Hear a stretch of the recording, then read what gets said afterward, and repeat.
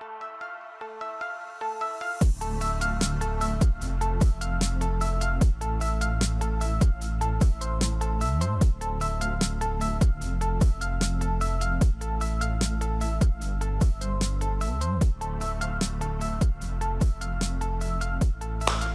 everybody, welcome back to episode 5 of The Final Bell with Bo Bell, my brother Alberto.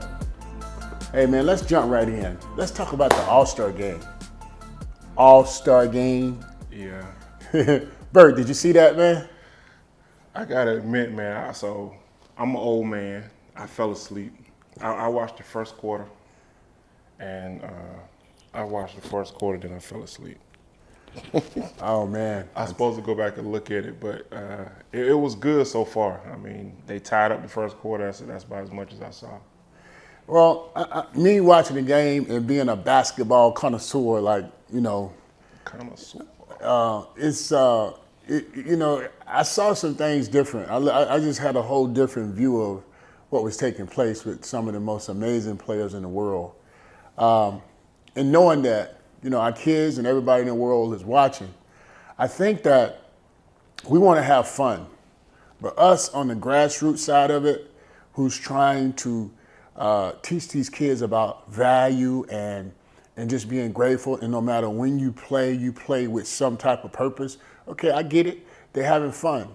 But at least compete, right? Compete. They're letting guys go to the basket and dunk and those type things. That's fine. But a portion of the game, I thought it should have been a lot more serious.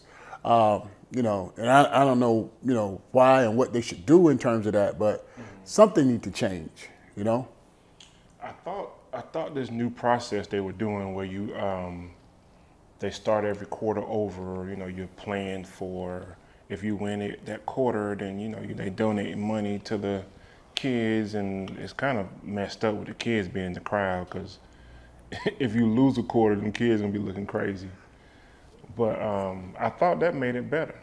Yeah, well, I think the cause. I think the cause, and doing the community service and helping and giving back. I think that's always positive.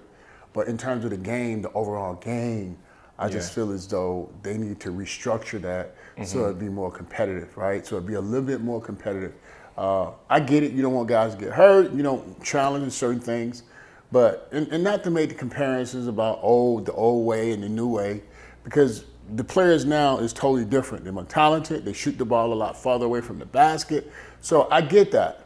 But in terms of being competitive, right, just showing some type of competitiveness, not just, okay, you score, I score. Okay, you score, but I'm not going to let you score. I still need to see some of that at that level, right, of an all-star game, because all-stars, right, that means the best of the best is playing in front of everybody in the world, but our kids are watching. So, like I said, from the grassroots standpoint, as opposed to what we're trying to teach them is to always be at your best, no matter what. And I just think that if they was a little bit more competitive, I thought, I could have received that a lot better.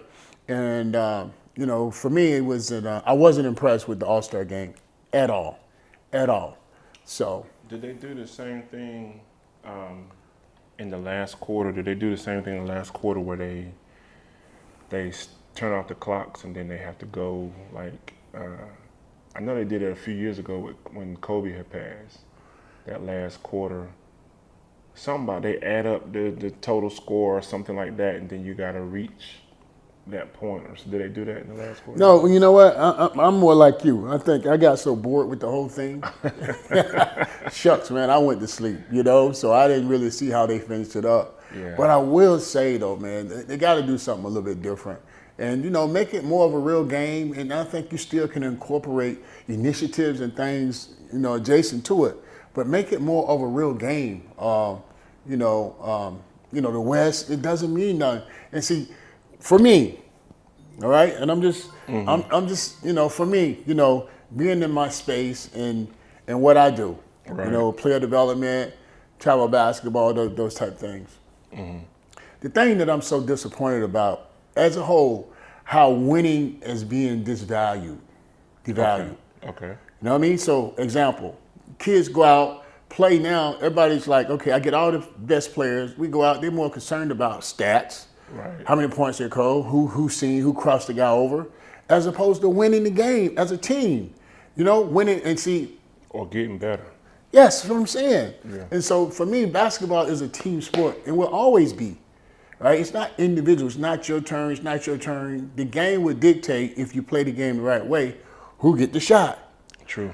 And so when I watch these kids now, man, it's like, it's not fun to watch sometimes because everybody trying to get all the best players, go out there and just out-talent everybody. There's no strategy, no system. Your turn to go one-on-one, I beat this guy. No team play. And so that's a reflection of the All-Star game to me.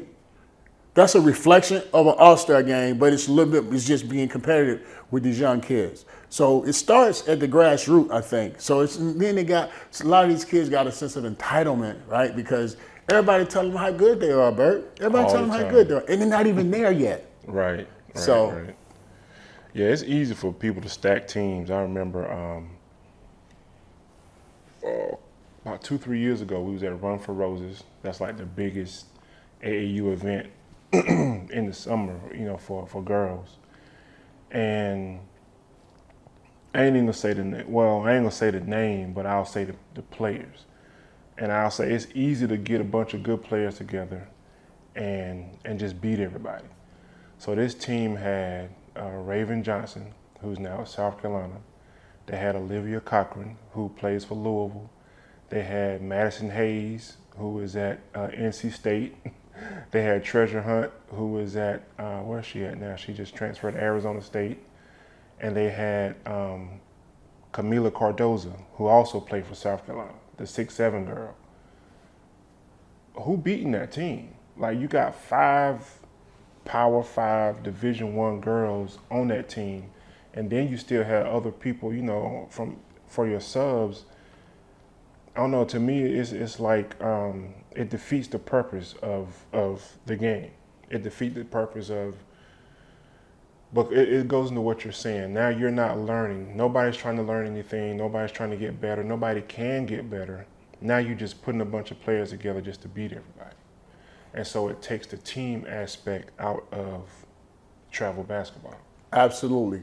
But what I will say, it's just like everything, Bert. It's like you have your good coaches, and you got some coaches just don't have an idea, right? They don't know. They don't understand. So even if you got a group of really good basketball players, right, and you put them all together, if they play the game the right way, right, everybody, and I'm going to give you an example of mine. I had 3 of the top teams in the history of Georgia AAU basketball. Okay. Guys had to come to practice, man. What year was this? That was, hold on, I don't want to date myself. That was the Lewis Williams, the Afro Camino, the Robert Swain, that group, my nephew, them, and AJ Moyer. So it was 3 different teams. So it was one team with the Celtics, and I think I started coaching them in 99, 2000. Ooh. Yeah, that's what I'm telling you, man. And then the next one was like 2004. But anyway, long story short, I had 3 of the top teams in the history of travel team basketball. Okay. Not because we had all the best talent. It's because of how we played the game. Okay. We played the game the right way, and so what my point to your point, even if you got all these great players, the teams that I was most feared of was teams that came out of South Dakota and places like that was coached by college coaches, right? Those teams came in and they wasn't athletic. They didn't have all the best players, but when you play with the game, see, the game would be your friend, Bert, or to be your enemy. If you play with the game and you got kids that can compete, and when you always compete, you have a chance to win. I don't care how much talent you got. Now, if the talent is just so much superior, then that's another deal. But if the talent level is here, right, and then you got teams that's right here, right, they're going to have a better chance to beat these guys that got more talented. Because basketball is a team sport. I don't care what nobody say. You give me the best team, the best team wins. You got the talent. Don't get it twisted, especially up top. But when you got teams that play smart, play hard, and play together, that's hard to beat, bro. I don't care how much talent you got. Unless it's just a big disparity. I've seen that. Like we've gone to tournaments and playing with the Nike teams. On the girls' side, like when you got like 6 foot, 6'1", 6'2" girls. I mean, and a bunch of athletic girls, and how we play in Atlanta. We rough, So going on the road, you just feel like you're gonna beat everybody. So, but whenever we walk into a gym and we about to play a team, and if it's all white girls and they like 5'8" and under, I know we about to get shot out the gym. Because them girls are going to 3-point shoot you, back cut you, and fundamental you to death. It ain't about, like you saying, it's about the fundamentals, and them girls know fundamentals. And the teams that play fundamentally, you're right, they don't always be the best team. Absolutely. They beat fundamentals beat talent all day. Absolutely. And team play. Yeah, team play. And what team stands for? Together, each accomplish more. That's what team stands for. Okay, so you always be dropping them. Hey, man, it's right there, baby. It's right there. Those are facts, man. And to piggyback on that, right? Mm-hmm. That's why the Europeans have kind of closed the gap. Yeah. They stayed with the team play, and they stayed with the basics, and they never got bored with the basic principles of playing the game the correct way. Mm-hmm. As opposed to us, right? Okay, we talent, we need to have that. But it's a certain principles and things that need to happen within the confound of the team where it's collective. It's not about you. It's not your turn. Like this guy made 20 shots in a row. Now you think it's your turn? No, you fan him and you feed him. Mm-hmm. You know what I mean? That's how the game is going. So, just little things like that, and the best teams in the NBA is going to be the teams that leave the egos at the door and bind into team play. Because everybody making so much money, they ain't got to listen to you. The coaches are in the locker room. They made that decision. The players make the decision, hey, man, we're going to be a good team. And this is what it's going to take. Okay, you do this, this is your role, and everybody play together. Right. And they accept that. They embrace that. And so we got to get our kids to embrace team play. Coaches, man, if y'all listening to us over here, right, please start working on getting your kids to embrace team play, team basketball, team. Together, each accomplish more. That's so important, especially with our younger kids.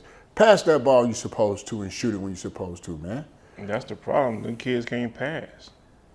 They can't pass the ball. I was looking, matter of fact, so I know we're going to get on the dunk contest, but it was a little segment in there where they were talking about when they were doing the skills challenge. So they was doing the skills challenge, and part of it they got to do like passes. It's a passing portion where they got to alternate and pass into the moving targets or whatever. And I'll put a part on the screen for people to see at home. But I think it was either Draymond, Reggie, or Kenny Smith. One of them said something about they're making one-handed passes and they should be making two-handed passes. I'm like, you can't. In a full speed game situation, if you're trying to make a two-handed pass all the time, then them passes are gonna get picked off. You gotta be able to pass with one hand. And so like these kids now, they can't make one-handed bounce passes into the post. They can't make one-handed cross-court passes, so that's why they like you say, everything is so one-on-one. These kids don't even know how to pass the ball, man. Well, that passing is not really popular, right? Especially on the grassroots, because people are not like when you pull up videos or whatever on YouTube, mm-hmm. you don't see a bunch of videos where guys are teaching kids how to pass. The videos that you see, kids are dominating the ball. It's mm-hmm. all this. It's not okay. Fake up, go down, fake down, go up, pass. You're not doing that, yeah. And that's part of the problem because kids are not like last night. I'm working with some of the 10th grade kids, right? Mm-hmm. Bro, we working on interior bounce passes, right? Mm-hmm. They're just doing a straight pass. Instead of faking up, stepping around the defender, bounce pass, stepping around, bounce pass, right. Like that. But to speak on what you just talked about, the one-hand pass, mm-hmm. I agree to a certain degree because the thing about the one-hand pass, right? Once your hand come back and go forward, you can't pull it back. See, once mm-hmm. the hand go forward like that, you can't pull it back. Right. Okay. And so what happens a lot of times, And I agree with you. Sometimes you ain't got time. Sometimes you got to be dribbling, and then push past that ball out. You ain't got time to put because it's open. Because in basketball, once you think about that situation or that play or what have you, it's over. So sometimes you have to dribble, it's out.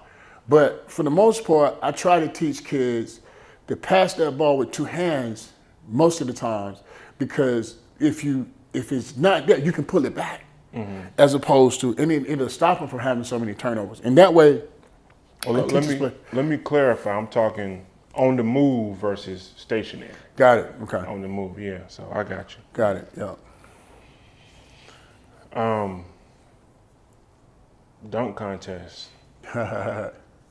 Jesus have mercy. Man, I almost fast forwarded through the dunk contest. Like we watched the skills competition, my wife and I, we watched the 3-point contest, and I was gonna turn it off. I'm like 4 people, and so my wife made a joke. She was like, "They got more judges than they got people in the contest." And so I was like, you know what? Fuck it, let me just look at it. I recorded it. We're gonna look at it, and I was just sitting there like, what in the hell is going on right now? Oh my God. Tell you, man. That boy McClung is on. He on something different, man. Yeah, man. Who said white men can't jump? Yeah, I can't say that no more. Can't say that no more, man. I tell you. So like he been doing that. He been doing that since high school.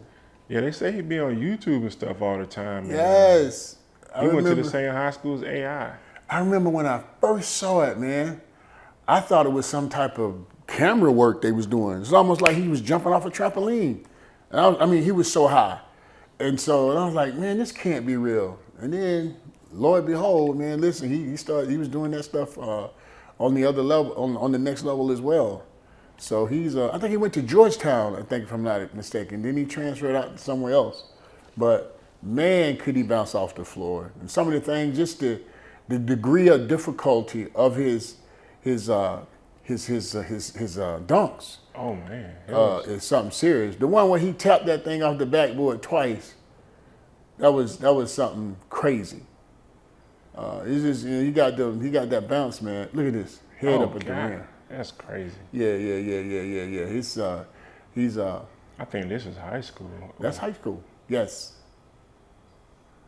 I mean, he always had them bounces, man. I tell you. Let me see the ones from the contest. Yeah, that one right here where he jumped over these cats' head. Like I thought he was just gonna jump over. Okay, it's gonna be a basic old dunk. And then when they did this, start lifting him up. I'm like, okay, they about to do something. Yeah, this right here, this was the one where he had the guy put the kid on the shoulders. That one. That's crazy. And he went backwards. That's stupid right there. That's ridiculous. Tap the backboard, and it wasn't until we saw the slow mo. I missed the tap the backboard part the first time. Oh, he touched the backboard. That's right. Yeah, that's and right. Then threw it backwards. That's crazy. Yeah, this dude is insane, man. Yeah, and I think that he's gonna, with that performance, bro, he's gonna bring the dunk contest back. Like the last few years, man, I'm just gonna keep it real. I'm going on air. It has been, it has been going down. It has, man. Yeah. It's been. I thought Zach LaVine and my boy from Chicago, Zach LaVine and Aaron Gordon. I thought they was going. That one was exciting a few years ago. Yes. They was doing some crazy stuff too, but. I must say though, guys who were a little bit shorter, when they dunk, it just looks better. It does. It looks better. It's just different when they do it, Spud Webb, Yeah. Nate Robinson. Yes. Yeah. Yes. Yeah. So this guy who's supposed to be the #1 draft pick? Do I know him? Man, I've been watching this kid since he was 12, 13, 14 years old, man. Okay, where's he at now? Where's he going to school at? No, he's in France. Oh, so he's not even in college. Yes. No. He's in France. He's playing pro. He's been playing pro since he was like 15, 16 years old. So he's gonna be the number one pick. Kid is 7'4", 7'4", wingspan 8'2", something crazy, and he got all the tools. When I tell you all the tools, he got them. Victor Wembanyama is going to be the number one pick in the draft. Kid is a unicorn, man. Trying to find some game for Yeah, he's a unicorn. He's a unicorn. I mean, the things that he do with the basketball, and see, that's what I be trying to get players, people to understand. Something about when you play in Europe as a player, like even with the ball kids, when they went there, they came back, they was better players. Oh, that definitely helped them. Yes, yes. It's because now you start the process to gain different, because now you taking all the athleticism and you're not focusing on that. You're focusing on playing the game the correct way. Right. Now he's actually playing for the team that I used to play for in France. Oh, really? Yes, called Villabon. Yeah, Villabon. Yep, that's where I played. Had some of my best years in that city. Look at that. That's crazy. A nice jump shot too. Man, listen. 7 On one leg. That's a traditional shot. You shoot it off one leg. So now you get 7'4", and he sway. When we say sway, he leans back, drop his shoulders back, and shoot that ball. That's almost like he's shooting by himself. Like he's shooting in a hula hoop. Yeah, because he's shooting down at the basket. Oh, it's tough. Yeah, but no, he's a unicorn, man. He's a special player. How old is he? Victor's like 20, 19, 20, 21, something like that. Special. The best, and then after him, look at that, bro. Oh, Lord. He blocking shots on the perimeter. That's what I'm saying. That length, man. Can't teach that. Can't teach size. Look at this, Oh, man. damn, and he can shoot a three? Yes! That's what I'm saying. He can shoot, he can take it off the dribble. He's done. Look at this. That's his shot. Oh yeah, he gonna. I'm trying to think who's in the bottom right now, like in the league. Who got like the worst? I know Sacramento always at the bottom. Yeah, Sacramento is down there, and some teams gonna probably try to tank just to get this kid the rest of the way. I'm just being straight. Detroit, a couple of other teams I think is down there, but let me see the standings.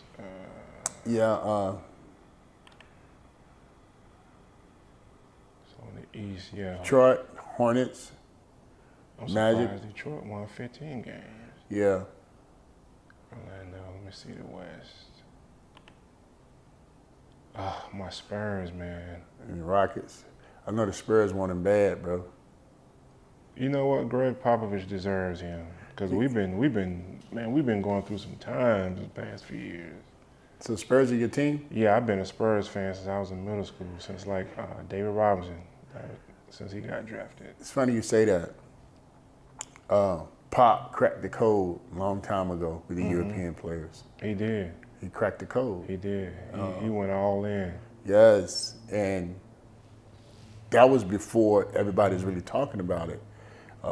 Like I've been on this since I came back from Europe, the European players, and how good they was. I knew it. I saw them coming, and I knew that they was going to be competitive in the league. But then when Tony Parker came over, you had Ginobili, right? You had who else? You had Tim Duncan. All these are foreign guys. You know what I mean? There you go. And so, those guys played the game the right way, man. It was always fun to watch them play. And he just continued to bring in players from Europe, and those guys, Splits, what's his name? Splitter.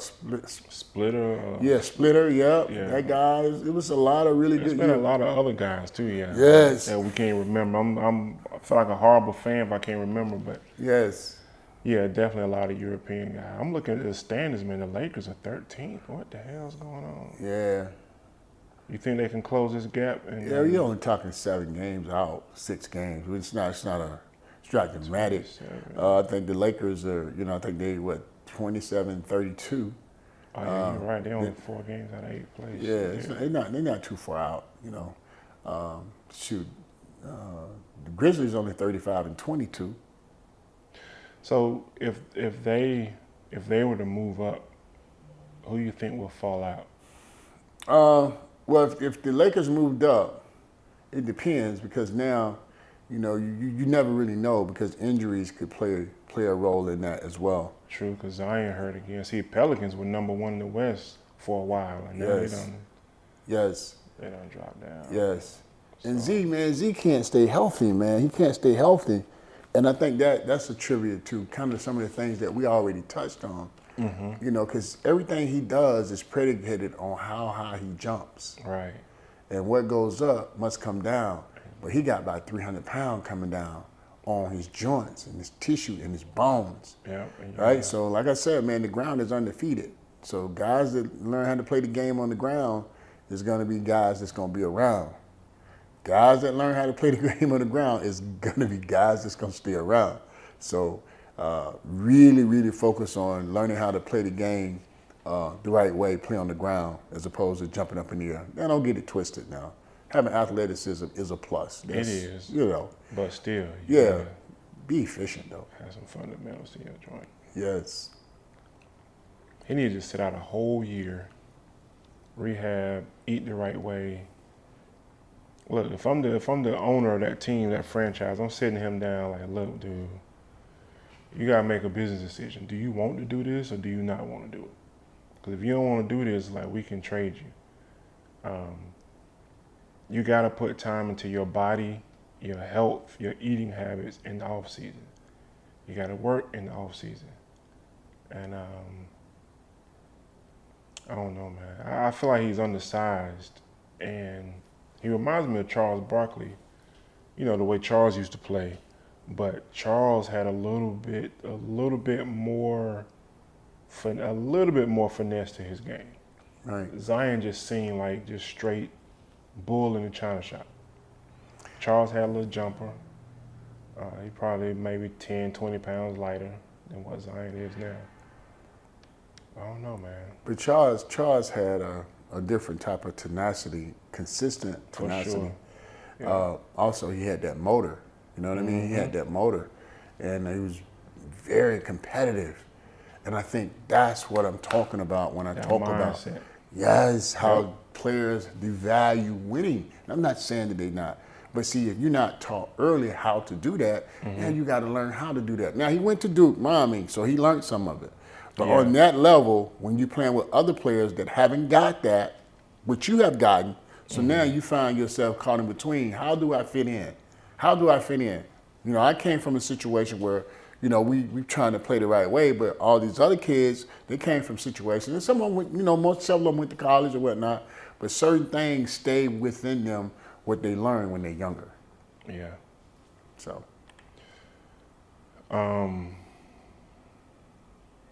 So when they get rid of Nate, when was this? I think yesterday, last night, yeah. Then Nate McMillan, 21st. Yes. Damn. Yes, man. Nate's a hell of a coach, man. I don't care what nobody say. Nate is a hell of a coach. He understands the game. He has the right temperament. There's no perfect coach out here.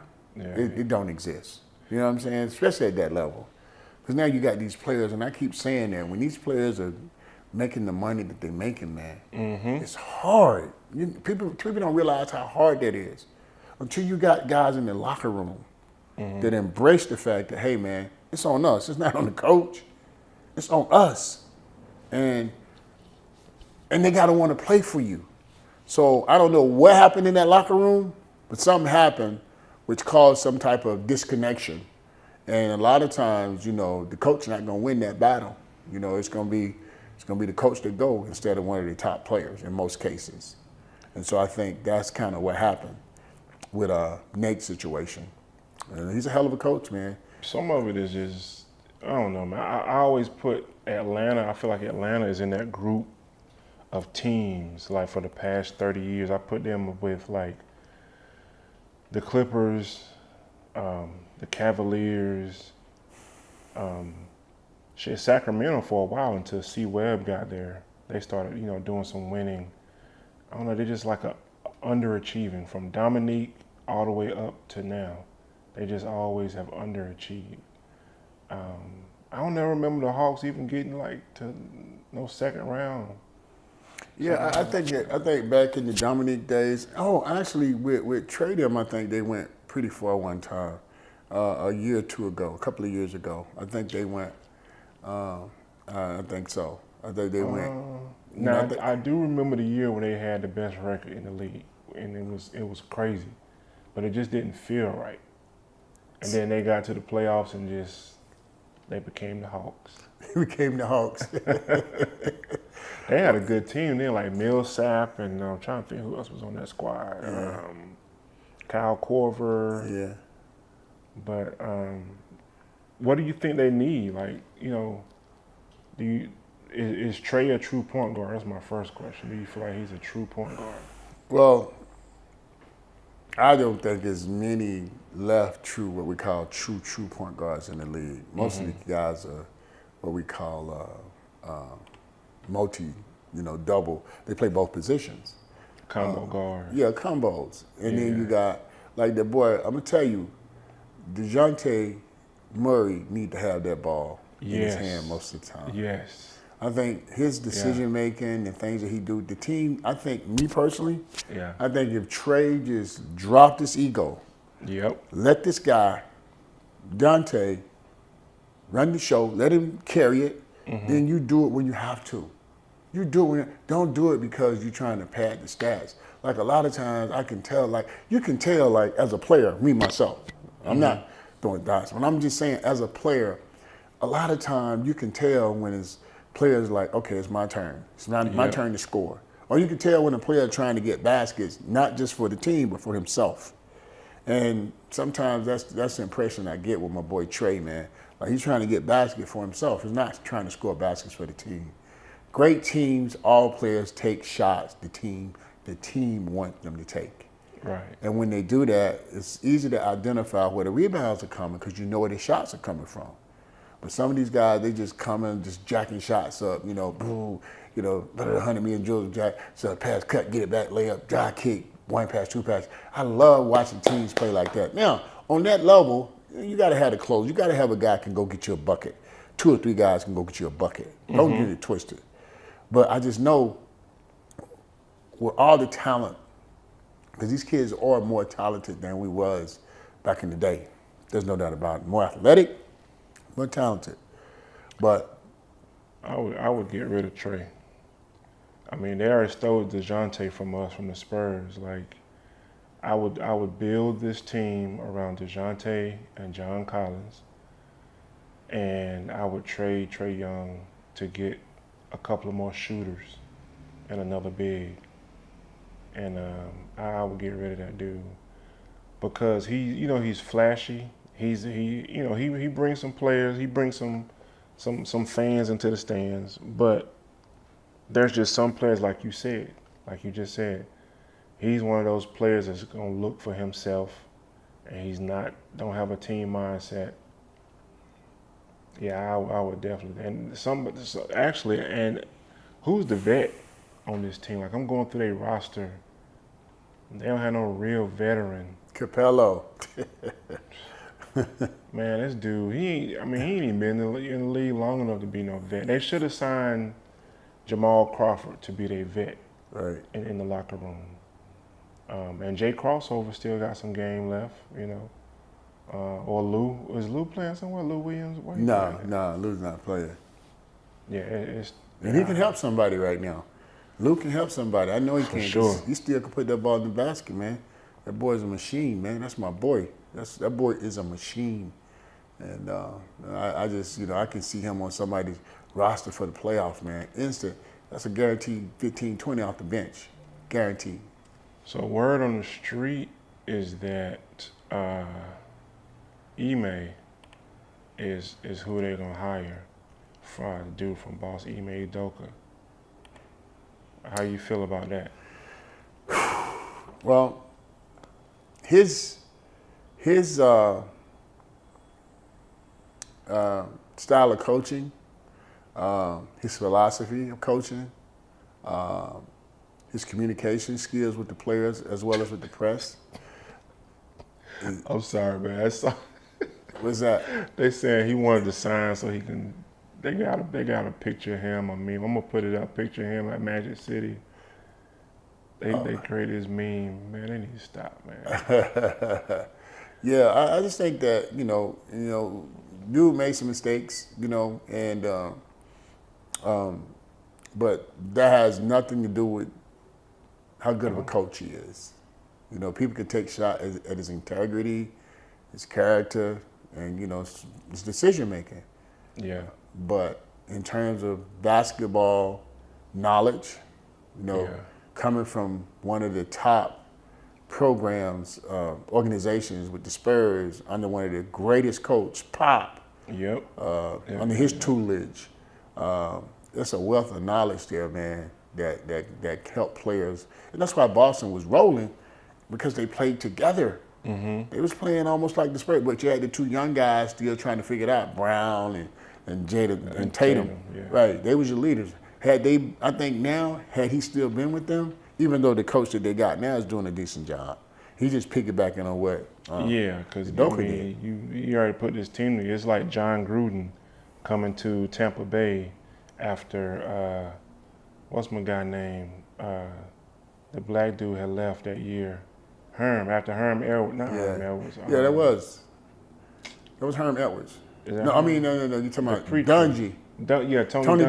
Tony Dungy. Yeah. It's like Gruden walking into that team Dungy put together and winning the Super Bowl. It was already put together for him. So and he pushed defense too.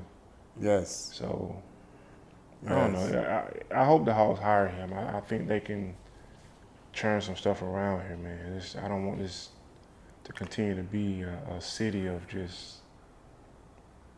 middle class. Never win anything. So let me ask you a question, Bert. Mm-hmm. So, I signed 2020. So let me ask you. So during the draft, had they drafted Luka over Trae? You know what I mean? That was the option. Now they could have. They actually drafted Luka and traded him, I think, if I'm not mistaken. See what I'm saying? So I always felt that Luka was the better player to win a championship now. To win a championship. I'm not saying Trae don't have it, but he gonna have to be with the right team, the right situation, and he gonna have to let some stuff go. And that's gotta be part of the ego. You know what I mean? He gonna have to let that go and buy into something and use his skills to win. To win. That's it. A lot of kids, a lot of players are not using their skills to win basketball games. They winning their skills. They using their skills to get likes, not to win basketball games. Did a lot of people know about Luka? Because this was 2018. Bro, listen. A lot of people, the right people, trust me, if he went number 2, they knew about him. That's why I be trying to tell kids, man, if you got the goods and you up on the rock, they're going to find you now. Everybody trying to go D1. Okay, I get that. That's fine. But go somewhere, man, where you're going to be able to play and express what you do. Yeah. They're going to find you. They're going to find you, especially if you that. So technically, Atlanta did draft Luka. So I'm trying to tell you. They traded him for Trae Young, traded him to Dallas draft night. Yep. Oh, man, this is crazy. Who else was in this? I told you. Yes, sir. Colin Sexton, he been hurt. Trying to see. Gilgeous Alexander was in that draft. Yep. That would have been a great pickup. I don't know what Atlanta needs. Atlanta needs, I believe in DeJounte and John Collins. Yeah.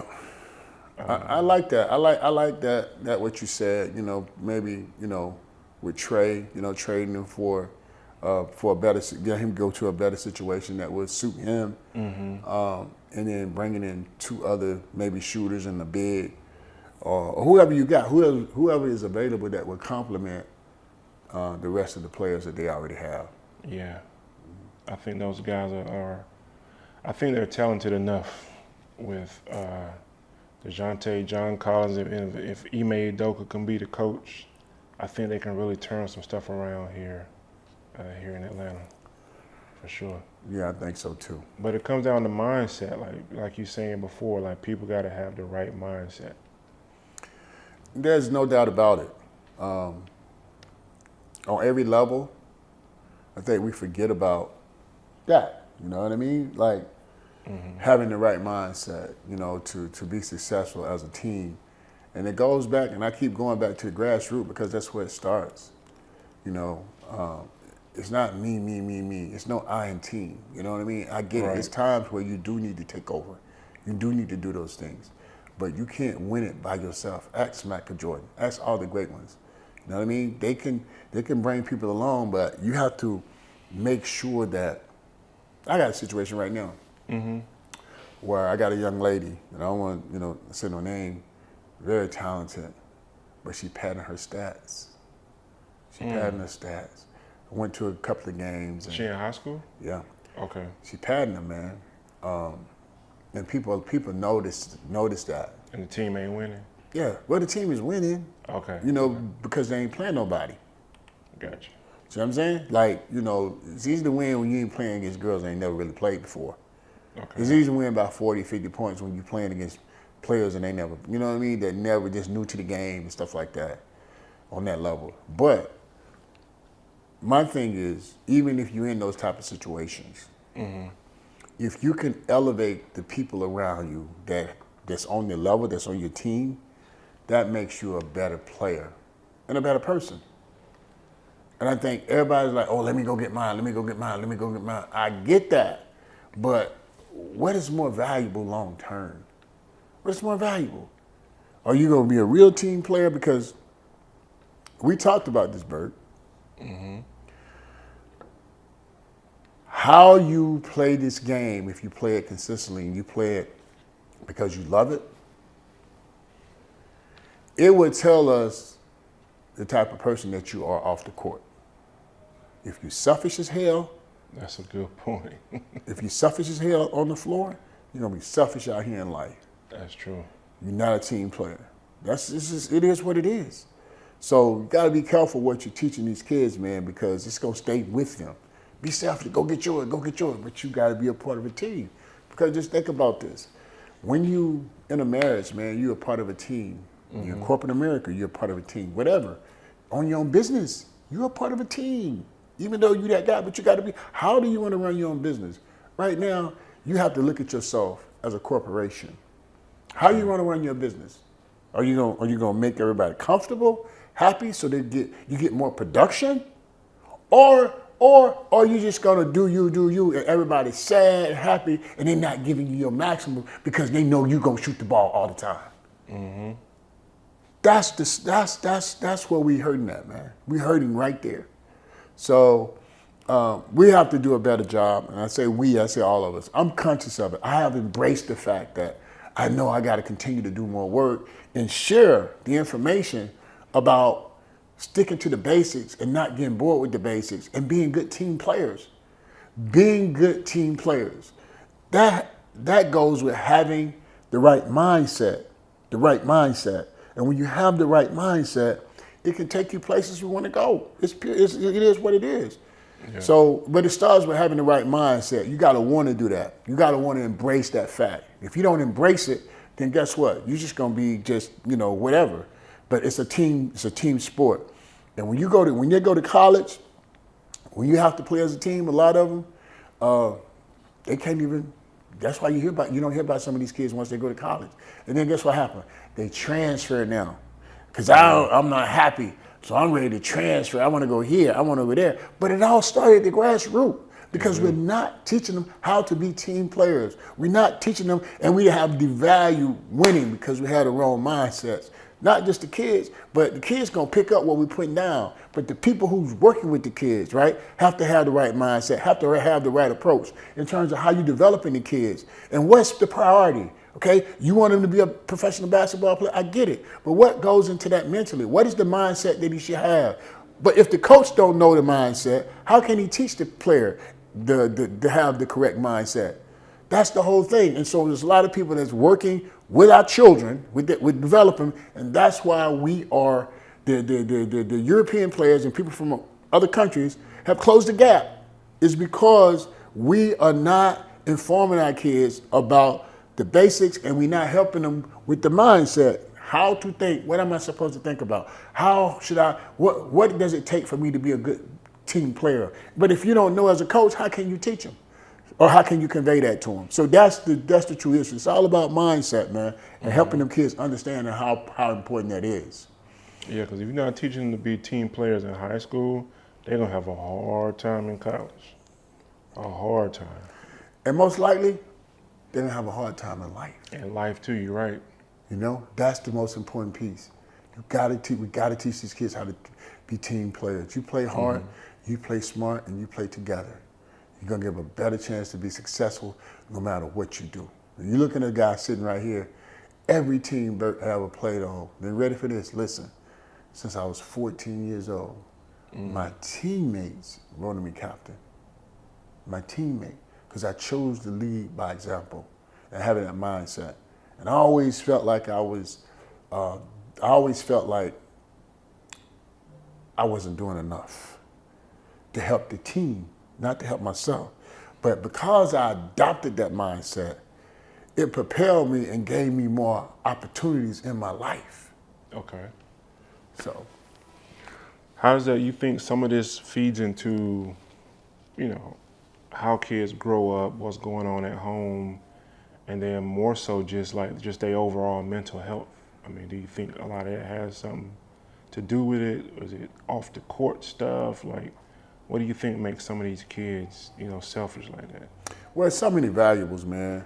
Like a lot of these kids are not getting the right guidance, that's the first thing.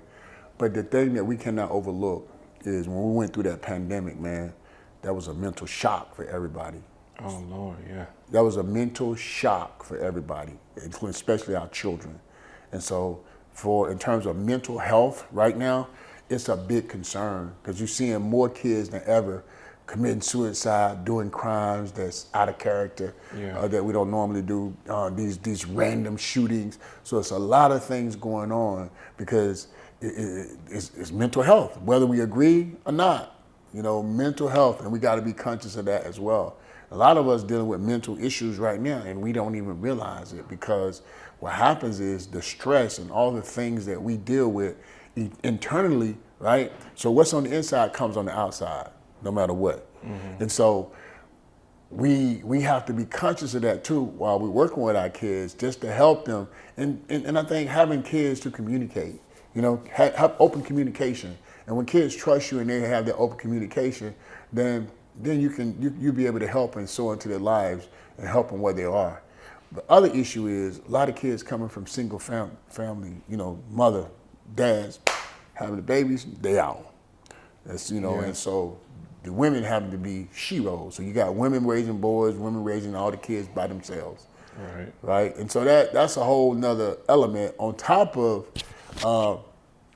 they have to go out into this world and find their way without the right guidance because the people that's working with them is not giving them the information that they need to be successful in this world, in this society, in this element, in this community. They're not giving them what they need because they don't know what they need. And so I just think like a lot of these coaches, one, we got to be more conscious of the mental health of our children. Two is we got to see how we can help them develop the right mindset so they can go after what they want, so they can go after their greatness because everybody has a gift inside of them, especially our children, man. And so we have to have the right people that's working with our kids, and we need to put the emphasis on the people that's working with our children, right? At least have some type of background of working with kids and understanding. And if you don't have it, go get it. It's loads of wealth of information on the internet, right? You can just tap in mental health. How can I help adolescent mental health? How can I, tap in, type in some things and learn for yourself. Educate yourself so that you can help these kids through this whole process of trying to grow and be the best version of themselves. So that's what I think, man. I saw this quote yesterday. It's funny you mentioned mental health. I just read this quote yesterday. It said, "Nobody pretends to have mental health issues. everybody just pretends that they don't. And so it's like people fighting with this stuff every single day.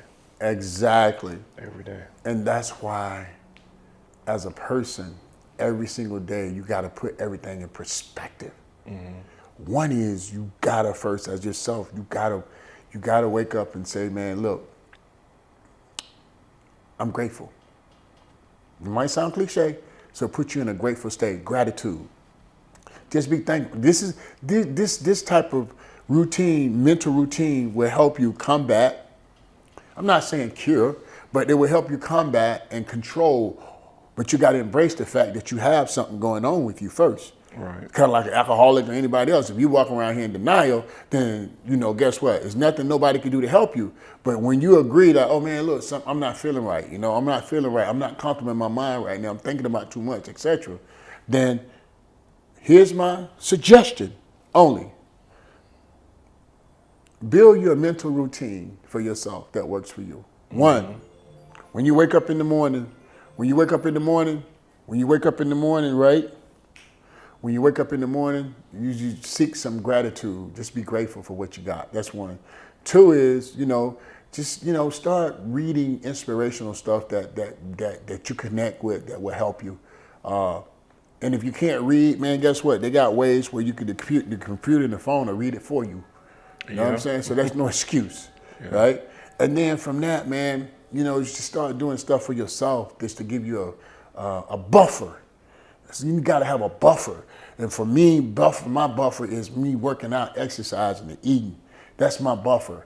And then from that, man, whatever you do every day, man, do it with a passion. But at the same time, no matter what you do, make sure you serving and help somebody else somewhere. Whether it's through whatever platform, make sure like you can walk in the door, walk in the building, and the lady sitting over there, and you can make her smile just by telling her, you look real beautiful today. You know what I'm saying? But what that happens is that energy, it comes back to you. So it might sound cliche, little things like that, but you have to build you some type of mental routine where it'd be more like a buffer for when things like mental health start coming in, trying to get inside. It'll be hard because you have that blockage because you already done built yourself up with so much good stuff. So when life start punching holes in you, you don't drain out. Because it's coming. Because the stress, we are in a recession, but they're not saying anything about it, really. Right. People struggling to pay bills. People going through a lot, bro. Yeah. So we can't forget about it. We just have to control the things we can control. All the things we can't worry about it. Just keep going.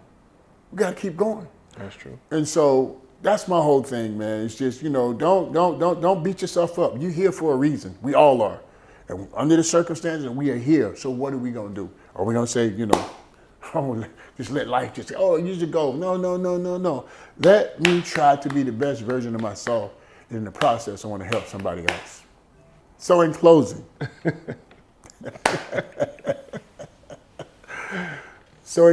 man, to everybody out there, especially the people that's working with our young people, whether you're coaching, whether you're mentoring, whether you're helping, assisting, it don't matter. Really be conscious of what you're conveying to them mentally. And if you don't know, get some information. Nothing's gonna be perfect, but at least you're conscious of what they're thinking about mentally, because they got all these options. Because if we don't get them, the street's gonna get them.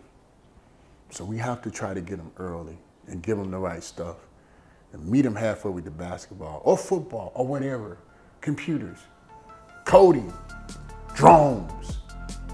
Meet them wherever they are. If you save one, you save your life.